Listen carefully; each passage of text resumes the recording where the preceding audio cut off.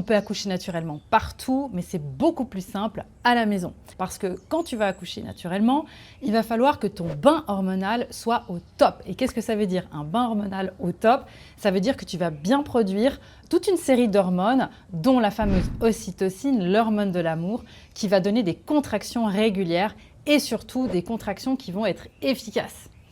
Je te rappelle une chose, c'est que quand tu te retrouves à l'hôpital, il y a énormément de stimulation, les femmes sont vigilantes. Et bien, quand on accouche à l'hôpital, et j'en sais quelque chose parce que ça a été mon cas pour ma première fille, eh bien, il y a plein de stimuli, des lumières, des bips, d'autres personnes. Et quand on est évidemment dans une maternité, on entend des femmes qui crient.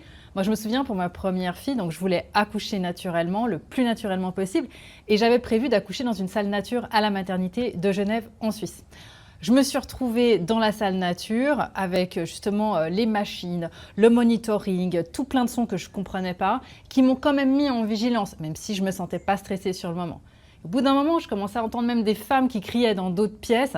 Et je me disais, mon Dieu, mais ça doit être horrible, elles sont en train d'accoucher. Moi, j'étais au début de mon travail et déjà là, j'avais l'impression que j'allais mourir.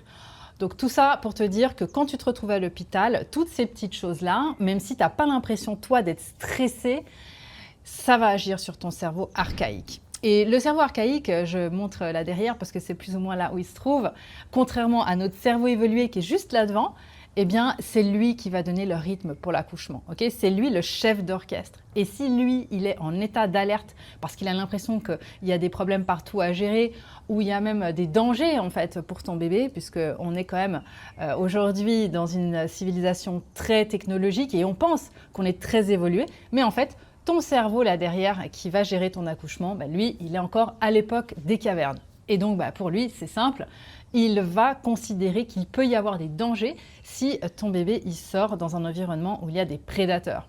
Donc un bip, un cri, un stress, une lumière, une personne qui débarque comme ça dans la salle, ça peut faire en sorte que ton cerveau il met tout sur stop en mode « Ah mon Dieu, c'est l'horreur ».